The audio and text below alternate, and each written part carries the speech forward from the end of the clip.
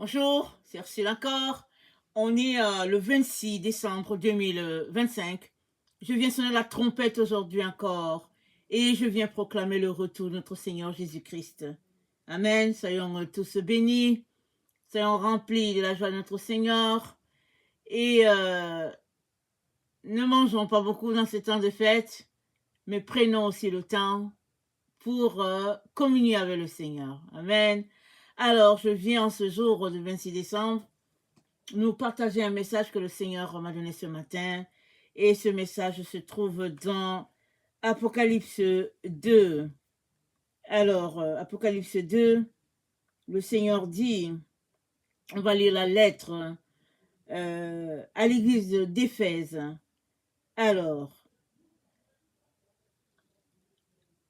à l'église d'Éphèse, à l'ange de l'église qui est à Éphèse. Ainsi parle celui qui tient les 7 étoiles dans sa main, qui marche au milieu des 7 chandeliers d'or. Je sais tes œuvres, ton talent et ta persévérance, et que tu ne peux tolérer les méchants. Tu as mis à l'épreuve ceux qui se disent apôtres et ne le sont pas, et tu les as trouvés menteurs.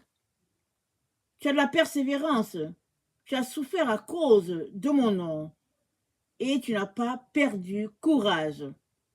Mais j'ai contre toi que ta ferveur première, tu l'as abandonnée.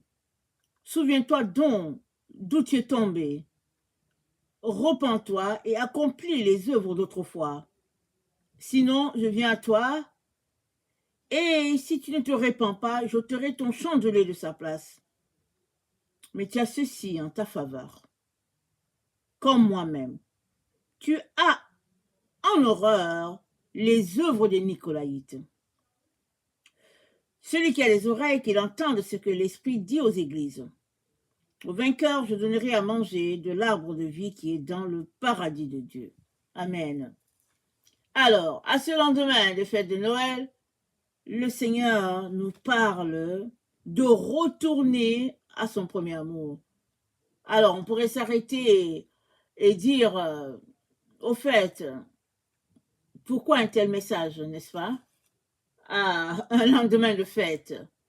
Alors, il peut y avoir plusieurs raisons à cela. Et n'allons pas creuser là où le Seigneur ne nous envoie pas, en train de nous culpabiliser ça et là. Il est tout simplement important de comprendre que dans toute marche, dans tout pèlerinage, il arrive que souvent on est fatigué, on est épuisé. Alors, souvent quand on est en train de conduire, on va dire, ok, je sens les signes de fatigue, je vais m'arrêter. On va s'arrêter dans un café et puis bon, on va prendre une pause pendant 30 minutes, 1 heure, question de changer un peu l'ambiance de la route et on reprend. Et il arrive que si on est en train de marcher, alors les jambes sont fatiguées, on va s'arrêter sous un arbre pour dire je suis fatigué. C'est la même chose alors qu'on est en train de marcher spirituellement avec le Seigneur. Il peut arriver qu'on perde notre engouement premier. Et c'est ça que le Seigneur vient pointer ici, à ce lendemain de la fête qui symbolise la naissance de notre Seigneur Jésus-Christ dans notre cœur. Le Seigneur nous dit de prendre garde, de faire attention afin de ne pas abandonner notre premier amour. Alors, je ne sais pas si vous vous souvenez, quand vous avez cru, très souvent, on est fou, on est folle de Jésus.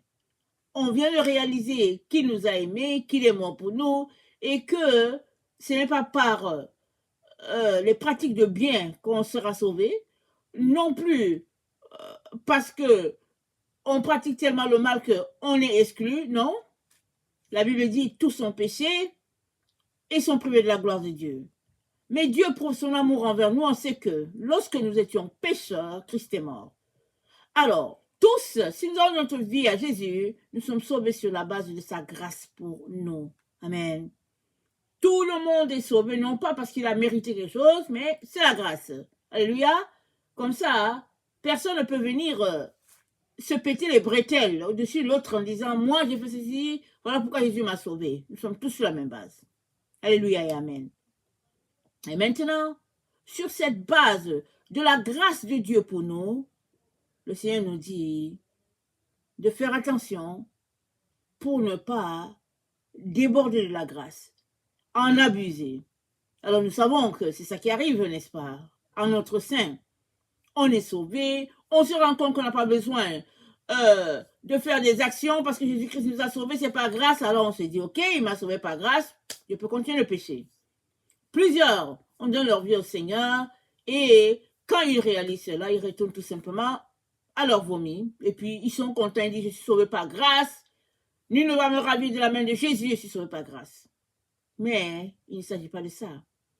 La grâce de Dieu, pour nous, devrait abonder en nos cœurs dans la reconnaissance parce que Christ nous a sauvés. La Bible dit là où le péché a abondé, la grâce a surabondé. C'est-à-dire plus tu te rends compte de ton état de pécheur, de ton état de quelqu'un qui n'arrive pas à être fidèle à Jésus-Christ dans tes engagements, hein, plus tu réalises que la grâce de Dieu doit être saisie. Et cette grâce est encore disponible aujourd'hui pour te pardonner, pour te donner, de reprendre de l'entrain en te disant, c'est possible, je vais m'accrocher à Jésus, je vais continuer de l'aimer, il va m'aider. Alléluia. Alors, voilà un peu ce que Jésus-Christ a fait pour nous, il nous a sauvés par grâce. Si toi, tu es là, que tu ne connais pas Jésus, laisse-moi te dire que Jésus-Christ veut aussi te sauver.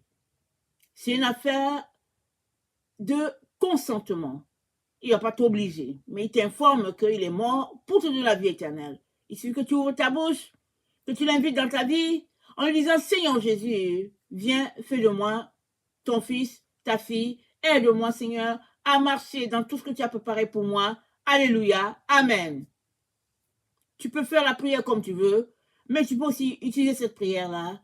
Alors, il te suffit d'ouvrir ta bouche pour dire à Jésus, Jésus, viens, sauve-moi. C'est fini, tu es sauvé. Et maintenant, il faudra que tu disposes du temps pour venir dans sa présence, lire ta Bible, prier, le louer et te recueillir devant lui afin de comprendre qu'est-ce qu'il a fait pour toi et de marcher dans ce qu'il a pour toi. Alléluia, amen. Voilà un peu. Alors, le salut t'est offert aujourd'hui encore. Si c'est ça que tu veux faire, donner ta vie à Jésus afin de marcher dans ce qu'il a fait pour toi. Parce que tu ne peux pas passer de l'autre côté. L'autre côté, c'est là où il y a Dieu. Tu ne peux pas passer là-bas si tu n'as pas donné ta vie à Jésus. Ça n'a rien à voir avec les catholiques, ça n'a rien à voir avec les protestants, ça n'a rien à voir avec le fait que tu es hors de ceci, de cela, ou bien telle position. Non, non, non. Parce que le salut, ça ne s'achète pas. C'est par grâce, comme on vient de le voir. Alléluia. Alors, saisissons la grâce de Dieu pour nous. Marchons dans ce qu'il a pour nous. Amen. Je nous encourage à sortir de toutes ces choses déjà établies dans nos différentes églises. Par exemple, chez les catholiques, ils ne sont pas encouragés à lire leur Bible. Alors, les catholiques ne lisent pas la Bible. Et si bien que, quand il y a quelque chose, ils ont juste ce petit livre, ce petit livret, et il n'y a pas toutes les réponses dessus.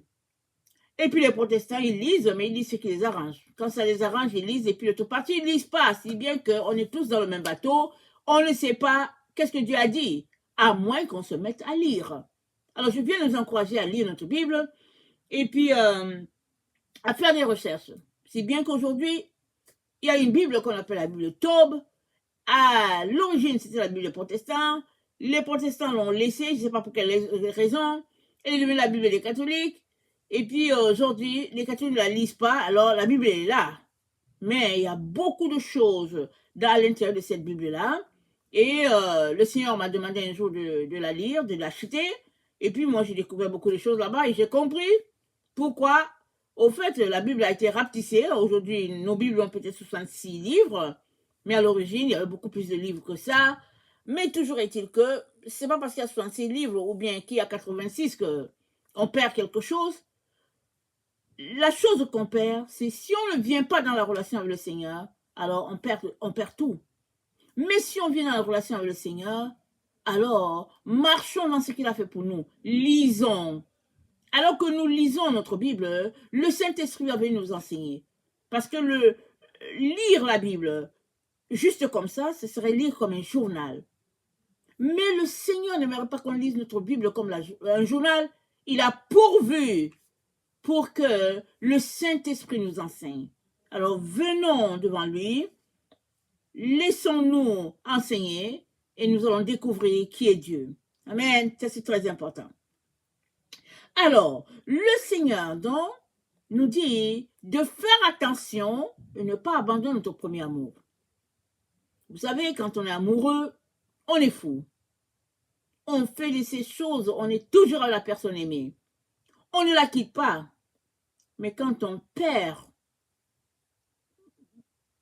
un peu de cet amour, on s'intéresse à autre chose.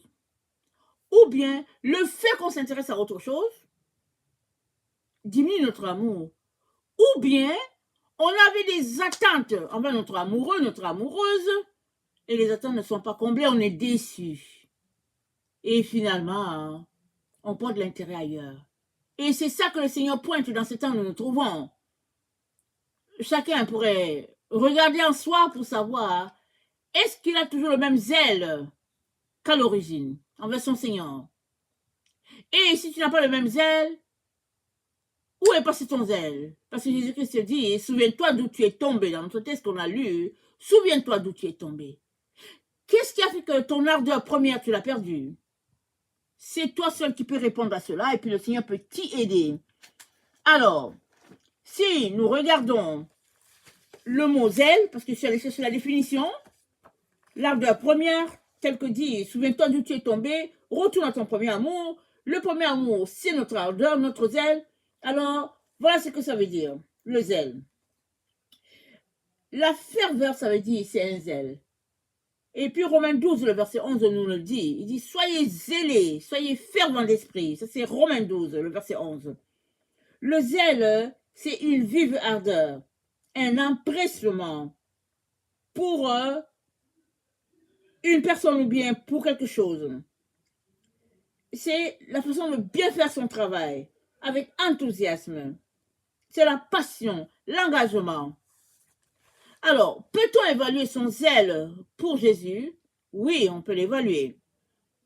Alors, sommes-nous aussi empressés de courir quand il nous envoie? Ou bien traînons-nous les pas? Ou bien est-ce qu'il est en train de parler, on fait autre chose? Qu'est-ce qui nous distrait en ce temps? Le Seigneur vient donner ce message le lendemain de Noël, parce que très souvent on se retrouve avec nos familles, on se retrouve avec les amis, on se retrouve à manger un peu à l'excès. C'est un bon message pour moi. Alors, finalement, on est lourd. Et puis, on s'est dit, OK, je vais me reprendre après. Et après, on perd l'entrain. Amen. Souvent, on a des programmes. On a déjà une vie établie. On sait que, bon, à 3 heures du matin, on doit se réveiller, on doit faire ceci, on doit faire cela. Et finalement, on a veillé tard, on est fatigué, on perd le rythme. Et finalement, on s'est dit, OK, bon, je vais juste prier 1 heure, alors qu'on avait l'habitude de prier 4 heures. Ou bien je vais juste lire ma parole 30 minutes avant, alors qu'on avait l'habitude de lire 1h30. Amen. Et voilà, tout le monde est dans le même bateau. Tout le monde peut se désintéresser. Aller ailleurs. Faire autre chose. Et moi, chaque année, quand les fêtes arrivent, avant que les fêtes arrivent, je commence déjà à prier pour dire, Seigneur, aide-moi.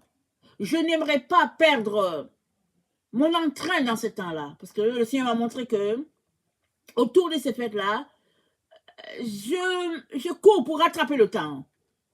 Les jeunes sont à la maison, c'est pas le temps de l'école. Souvent, il y a les amis, la famille extra qui s'amènent. Et puis finalement, nous voici en train de chercher à rattraper les choses.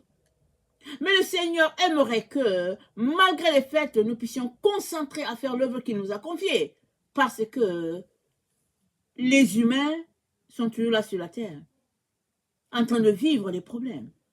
Alors, si le Seigneur t'attendait à ton poste de prière, exemple, à 9 heures du matin, et que toi tu es en train de dormir, il y a un problème.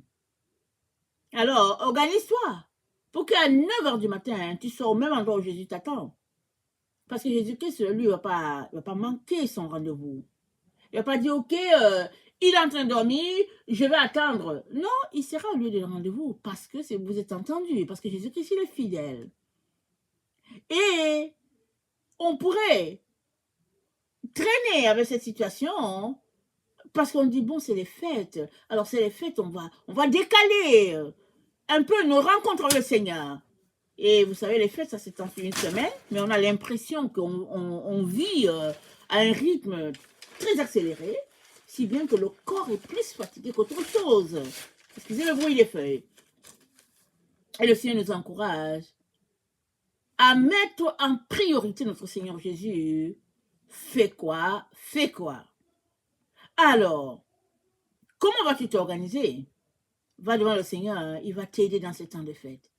À ne pas trop manger, à ne pas être trop découragé, à ne pas trop parler, à garder ta concentration, faisant les mêmes prières, et puis communion avec Dieu, comme tu le faisais quand ce n'était pas les fêtes. Et ça demande un engagement. C'est de ça que le Seigneur parle, il dit, retourne à ton premier amour. Sois zélé, comme au départ, afin que tu ne puisses pas chuter. Amen. Parce que tout le monde peut chuter. Et Jésus-Christ a dit que celui qui est debout fasse attention parce qu'il pourrait tomber. Alors, l'erreur qu'on a souvent, c'est on se dit, OK, bon, les choses sont quand même sous contrôle. Tout va bien. OK? Quand même tout irait bien, le Seigneur nous a mis sur nos gardes que celui qui est debout fasse attention de ne pas tomber. Faisons attention pour ne pas laisser notre pied glisser. On serait emporté loin de notre Seigneur. Et dans ce temps où nous nous trouvons, ce que nous avons besoin, c'est de nous accrocher à Jésus à cause des forces de mal qui sont assez répandues dans ce temps où les gens sont pris par les festivités. Le Seigneur nous encourage à nous concentrer à l'essentiel. Et l'essentiel, c'est notre ardeur pour notre Seigneur Jésus-Christ. Ça, c'est l'essentiel. C'est ça qui nous pointe pour le moment. Alors, il dit, souviens-toi d'où tu es tombé. Es-tu seulement tombé? Souvent, on est tombé et puis on se dit, c'est pas grave. C'est les fêtes. On est en famille, on peut s'amuser. C'est pas grave, c'est pour rigoler. Jésus-Christ a dit, ne vous prenez pas dans les plaisanteries. Donc, il n'y a pas quelque chose pour rigoler. Que votre oui soit oui et que votre non soit non. Pourquoi? Parce que l'ennemi saisirait toute occasion pour nous détourner. Excusez. Alors, peux-tu identifier ces différentes choses où tu peux tomber facilement? Souvent, ça peut être dans les sucreries. Souvent, ça peut être dans la paresse. Souvent, ça peut être dans les émissions. Souvent, ça peut être qu'on veut juste zapper pour regarder qu'est-ce qu'il y a de bon en ligne. Alors, laisse-moi te dire, il n'y a rien. Il n'y a rien de bon en ligne. Il n'y a rien de bon. Mais souvent, on se dit, on va zapper, on va voir, est-ce qu'il y aura une bonne nouvelle? Mais laisse-moi te dire, il n'y en a pas. La bonne nouvelle se trouve avec toi, et puis c'est Jésus-Christ, et puis sa parole est avec toi. Si tu as la parole de Dieu, tu as la bonne nouvelle. Alléluia, viens devant le Seigneur. Appelle-le au secours. Le Saint-Esprit sera là pour t'enseigner. Pour créer en toi cette ardeur, afin que Jésus-Christ ait toujours sa première place en toi. Apocalypse 2, le verset 5. Notre Seigneur dit, souviens-toi dont tu es tombé. Répands-toi, accomplis les œuvres d'autrefois, sinon je viens à toi. Et si tu ne te répands pas, je te ton chandelier à sa place. Première des choses, souviens-toi où tu es tombé. Deuxième chose, répands-toi. Très souvent, on n'aime pas se repentir. On se dit, oh non, mais c'est pas grave, Jésus-Christ va comprendre. Ah non, mais il est amour, il est bonté, mais c'est pas grave, ce n'est qu'une petite faute. Peu importe la faute, viens devant le pot du Seigneur, je suis désolé. Aide-moi, Seigneur. Je suis désolé. Je n'aimerais pas t'offenser. Parce que tu n'offenses jamais ton amoureux. Amen. Tu n'offenses pas ton amoureux. Tu commences à l'offenser quand il t'énerve. Quand tu as quelque chose contre lui, alors là, tu commences à à l'offenser, ou bien vouloir le critiquer, ou bien vouloir bouder. Jésus-Christ te dit, pas nécessaire. Toutes ces choses-là sont des portes ouvertes qui peuvent te faire te désintéresser de l'essentiel. Alors, laisse ces choses-là et garde ta ferveur. Garde ta ferveur pour le Seigneur. Viens devant lui pour lui dire, Seigneur, j'ai des difficultés avec ceci ou cela. Je ne comprends pas. Et lui, il viendra à ton secours et il t'aidera. Souvent, on est murmuré. 1 Corinthiens 10, le verset 10 nous le dit. Souvent, c'est juste un petit murmure. On se dit, c'est pas grave. On est mécontent de son Seigneur. On pense qu'il allait faire la chose comme ça, mais il l'a fait plutôt comme si. Alors, on est mécontent. Et la Bible dit, il sort de là. Jésus-Christ ne te doit rien. Et il ne nous doit absolument rien. Et louons le Seigneur pour tout ce qu'il a fait pour nous. Si on est mécontent, disons-lui, Seigneur, j'ai de la difficulté avec cette façon de fonctionner. Aide-moi à te comprendre. Parce que c'est une porte ouverte si on est mécontent de notre Seigneur. Alors, dans 1 Corinthiens 10, au verset 10, c'est dit, ne murmurez point, comme murmurèrent quelques-uns d'eux qui périrent par l'exterminateur. Verset 12, ainsi donc que celui qui croit être debout prenne garde de tomber. Amen. Ne murmurons pas. On est mécontent, on ne comprend pas, allons-y dans le Seigneur. On lui expliquer. Alors, on vit souvent des choses qui sont tellement lourdes. Et souvent, quand la méchanceté est terrible, on se dit, Seigneur, mais pourquoi tu laisses ça? Et on peut facilement fléchir, glisser. Alors, quand la méchanceté est terrible, viens au pied du Seigneur. Et prie pour tes ennemis. Prie et prie et prie. Afin que le Seigneur puisse garder ton cœur en lui. Parce que quand on s'arrête, on réfléchit à certaines choses qu'on pourrait vivre, on se dit, ça n'a pas d'allure. Ça n'a pas d'allure, c'est trop, Seigneur. Et au lieu de laisser les problèmes au pied de Jésus, on dit, moi, je vais régler ça. Et nous voilà sortis de la grâce. Déchus de la grâce. Le Seigneur ne veut pas ça pour nous, alors il nous encourage à aller au pied de la croix, à garder notre ardeur première. Et il dit, la chose que j'aime bien avec toi, c'est que tu n'aimes pas les œuvres des Nicolaïtes, comme moi aussi je ne les aime pas. Alors, qui sont les Nicolaïtes? Les Nicolaïtes, c'est une secte, disons que ce sont les ancêtres des francs-maçons ou bien des Rosicruciens. Les noms ont changé avec le temps. Mais ce sont les gens qui sont versés dans les choses sataniques. Ce sont les gens qui sont versés dans les visions des ténèbres. C'est-à-dire, ils se sont engagés dans les pratiques ténébreuses. Alors, ils demeurent dans les ténèbres pour regarder la lumière. C'est bien que ils essaient de chercher des informations sur les individus par des pratiques nébuleuses. Et Jésus-Christ s'est dit, tu n'aimes pas les pratiques de ces gens-là, moi avec, j'aime pas ces choses. Nous avons ça en commun. Nous détestons les œuvres des ténèbres. En commun, tu fais ça, je suis content de toi. Par contre, ton premier amour, où est-il passé? Amen. Où est passé ton zèle pour moi à l'origine? Et souvent, ça se trouve dans les murmures, dans les mécontentements, dans l'insatisfaction.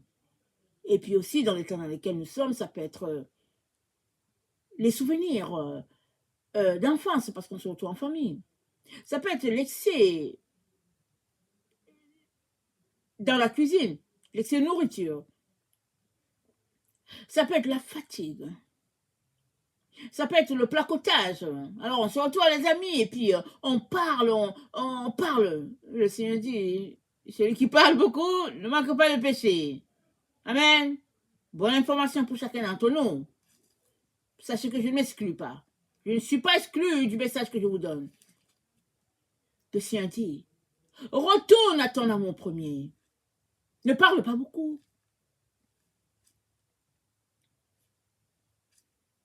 Dis juste l'essentiel. Le reste, dépose au pied de la croix. Ne te détourne pas de ton ardeur pour ton Seigneur. Viens et aime-le comme il aimerait être aimé. Ne dis pas à Jésus, Jésus, tu sais quoi? J'ai tel problème, je suis comme ci, je suis comme ça, accepte-moi tel que je suis. Non. Viens changer.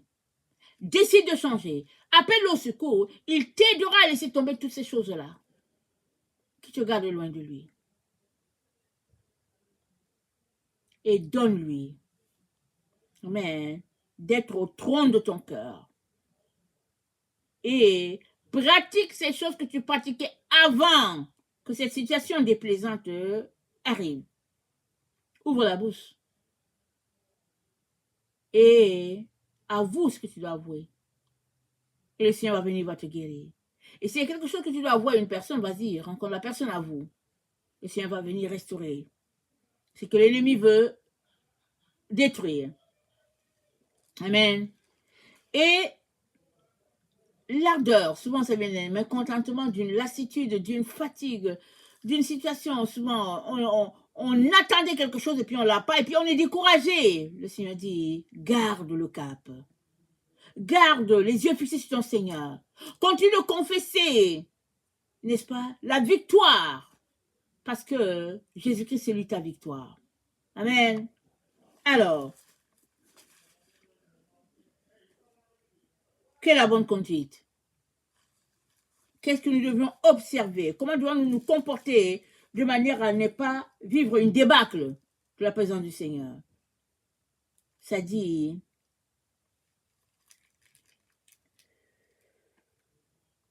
Éphésiens 3, le verset 14.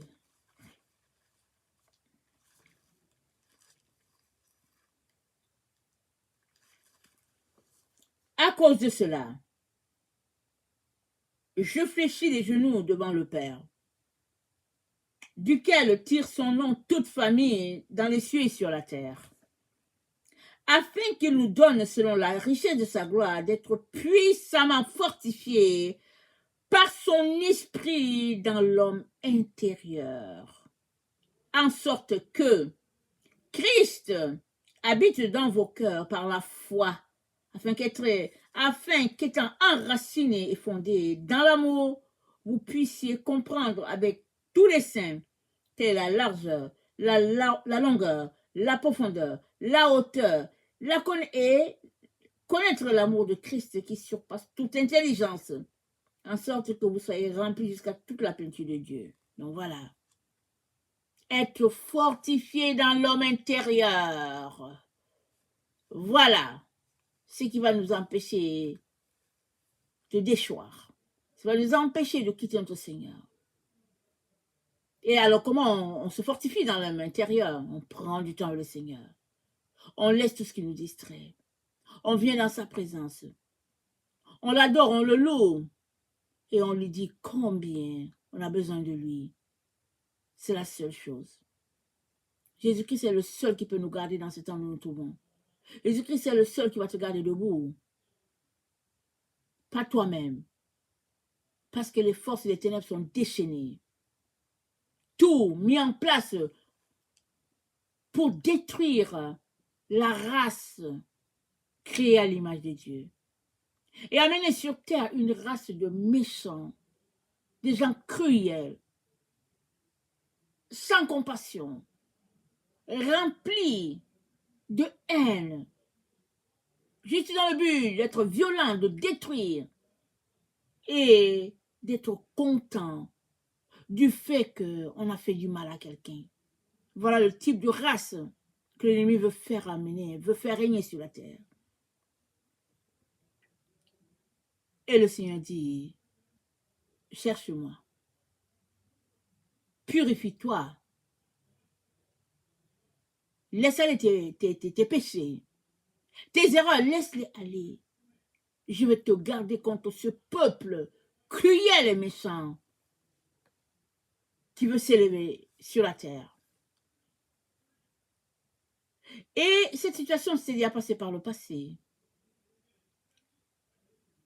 Et Dieu a dit à Abraham, pour le moment là, le péché de ce peuple n'est pas encore grandiose. Mais viendra un temps où leur péché sera tel que je serai obligé de les faire partie de cet endroit. Alors, ta race occupera l'endroit où ils sont. Mais tant que le péché n'est pas à son comble, ce n'est pas le moment. Alors, il a envoyé la descendance d'Abraham en Égypte. Il dit, allez-y, ils n'ont qu'à aller là-bas. Ils seront esclaves. C'est mieux que de se retrouver sur un terrain où les méchants étaient et toute la race serait transformée en méchants. Israël n'était pas mieux avec Pharaon, mais c'est là-bas que Dieu les a dirigés. Et Dieu pourvoyait pour eux, ils étaient entre eux à Goshen. Et quand le moment est venu pour Israël de posséder la terre, Dieu les a fait partie d'Égypte en direction de la terre de Canaan. Parce que la prophétie disait que c'est ça qui allait arriver. Et là où nous sommes dans un temps prophétique. Les prophéties se déroulent sous nos yeux. Un à un, ils sont sous nos yeux. On ne les voit pas parce qu'on ne connaît pas la parole. On ne les voit pas parce qu'on n'a pas la révélation de Dieu. Et Dieu aimerait qu'on puisse connaître les prophéties. Il aimerait qu'on soit comme les fils d'Issachar qui sondaient les Écritures pour savoir dans quel temps sommes-nous. Nous sommes dans les temps prophétisés par Daniel. Amen. Daniel l'a prophétisé, nous sommes dans les temps prophétisés par Daniel. À quel endroit, à quel niveau, c'est le Seigneur qui peut révéler où est-ce que nous sommes. Mais le Seigneur a dit à Daniel, il dit la connaissance augmentera. Il dit beaucoup seront purifiés. Et ceux qui commettent le mal ne comprendront pas. Ils vont continuer de commettre le mal. Mais pour tous ceux-là qui sont sur la face de Dieu, Dieu va se révéler. Et nous sommes dans ce temps où Dieu se révèle à nous pour dire, mon fils, ma fille, sors des pratiques de ce monde. Sors des voies des méchants. Sors des voies de l'orgueil, du mépris de Dieu. Sors de là. Viens au pied de la croix. Viens prier. Viens crier à Dieu. Dépends de lui. Appelle-le au secours comme un fils appelle son père. Comme une fille appelle son père. Appelle-le au secours. Il viendra. Il t'aidera. Et surtout, il marchera avec toi pour que tu gardes ton ardeur première pour lui. Parce que c'est là que tout se joue. Amen. Alors, Paul dit, je fléchis le genou devant le Père, de qui tire toute famille sous les cieux, afin d'être puissamment fortifié dans l'être intérieur. Et Jésus-Christ a dit, quelqu'un qui est fortifié à l'intérieur, il est comme cette personne-là, quand le vent souffle, et la maison est battue de toutes parts, mais la maison ne tombe pas. Parce que l'être intérieur est fortifié en Dieu. Mais quand l'être intérieur est juste nourri des chips et puis des céréales vraiment sans énergie, c'est une façon de comparer la parole de Dieu, n'est-ce pas, à ce qui est solide et puis ce qui est léger. Les céréales sont très légères si on doit comparer la parole. Si on doit faire une comparaison avec la parole, les céréales c'est léger comparé à de bons grains de riz, à des pommes de terre. Et le Seigneur nous dit de nous fortifier dans l'être intérieur. Là où Christ doit habiter, nourrissons notre être de la parole de Dieu. C'est le pain, la parole de Dieu. Jésus-Christ a dit, l'homme ne vient pas de pain seulement, mais de toute parole qui sort de la bouche de Dieu. La parole de Dieu, c'est le pain dont nous avons besoin. Lisons. Si vous ne le savez pas, beaucoup lisent la Bible. Surtout ceux-là qui n'ont pas le Seigneur, ils lisent la Bible. Eux, ils lisent pour savoir qu'est-ce que leur Dieu a dit et ils ne font pas, on va les piéger. C'est ça qu'ils font. Mais si tu lisais, tu saurais que tiens, Dieu l'a écrit. Alors Seigneur, au secours, j'ai failli. Et eux, ils sont juste là en train de dire, ok, on va les coincer par ici, on va les piéger par là, on va faire ceci. Mais si tu venais à Dieu et que tu bâtissais ton être intérieur, Dieu te mettrait en garde contre toutes ces choses-là et il te protégerait. Voilà pourquoi il te dit aujourd'hui, prends garde. Prends garde, ne te refroidis pas. Ne te laisse pas emporter par les festivités et des réserves. Retiens-toi. Mets une garde à tes lèvres. Fais attention. Rumine tout dans ton cœur. Laisse Dieu venir guérir ce qui doit être guéri. Laisse-le venir combler ton être. Et marche devant lui. Verse tes larmes devant lui. Ne cherche pas qu'un humain puisse t'aider. Ils ne vont pas t'aider. Sauf si Dieu leur dit de t'aider. Sinon, ils ne vont pas t'aider. On est dans ce temps-là. Ne compte pas sur un humain. Compte sur Dieu. Pleure devant lui. Appelle-le au secours. Lui, comme un tendre père, t'aidera. Il te prendra. Il te dira quoi faire. Et il t'aidera à marcher dans ce qu'il a déjà acquis pour toi. Amen. Que le Seigneur bénisse sa parole.